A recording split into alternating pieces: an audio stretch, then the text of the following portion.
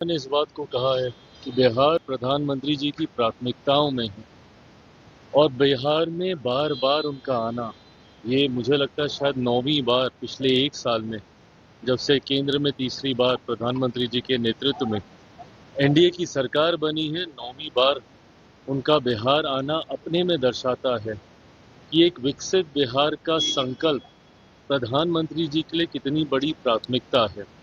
ऐसे में आज एक बार फिर हजारों करोड़ों की सौगात बिहारियों को वो समर्पित करके जाएंगे। और मैं मानता हूं कि ये प्यार बिहारियों के लिए जो प्रधानमंत्री जी के दिल में है और बिहारी जिस तरीके से प्रधानमंत्री जी को प्यार करते हैं, ये अपने में एक ऐसा जोड़ है जो बिहार को विकसित राज्य बनाने की दिशा में और ज्यादा गति देगा। विपक्ष और कहेगा क्या? विपक्ष इस बात से घबराया हुआ है कि क्यों, क्योंकि मुद्दा तो इसी बात को ये लोग बनाना चाहते थे ना कि प्रधानमंत्री जी ने बिहार के लिए क्या किया, प्रधानमंत्री जी बिहार आते नहीं, प्रधानमंत्री जी बिहार को देखते नहीं, जब चुनाव आता है तभी बिहार आते हैं। यही बातें विपक्ष मुद्दा बनाता। पर जिस तरीके से निरंतरता में ना सिर्फ प्रधानमंत्री जी बिहार आए, ना सिर्फ प्रधानमंत्री जी ने बिहार को लाखों करोड़ों की सौगात अभी तक देने का उन्होंने काम किया, बल्कि जो जो योजनाओं का उन्होंने शिलान्यास किया, जिन जिन योजनाओं को, उसका शुभारंभ भी उन्हीं के हाथों हुआ है और आगे भी कई ऐसी योजनाओं की शुरुआत प्रधानमंत्री जी के द्वारा की जाएगी। तो विपक्ष के पास अब मुद्दा बचा नहीं, तो सिर्फ यही बोलेंगे कि भाई आएंगे, झूठ बोलेंगे, क्योंकि अब कोई ऐसी बात विपक्ष के हाथ में अब है नहीं जिसको वो आधार बनाकर केंद्र सरकार या प्रधानमंत्री जी या हम लोग की डबल इंजन की सरकार के ऊपर वो किसी भी तरीके का प्रहार कर सके। राजद ने किया है, कहा है कि पिंडदान करने आ रहे हैं नीतीश कुमार जी का और राजनीति। गलत बात है।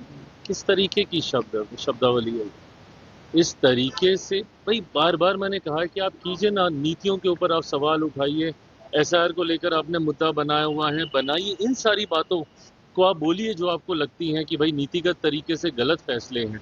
पर इस तरीके से कहना, पिंडदान, मुख्यमंत्री जी के बारे में इस तरीके के अपशब्दों का उपयोग करना, ये कतई उचित नहीं है, इसकी मैं निंदा करता हूँ। किस तरीके से राजद कांग्रेस के पीछे कुछ लग्गू की तरह लगी हुई है, किस तरीके से राहुल गांधी जी को ये लोग पूरे प्रदेश में घुमा रहे हैं, ये अपने में दर्शाता है ना कि भैया राजद की ताकत कितनी ज्यादा घट चुकी है कि एक ऐसा दल जिसके लिए कहा जाता था कि शायद बिहार में अब कुछ बचा नहीं है, उस दल को साथ में ले लेकर इन लोगों को घूमना पड़ रहा है।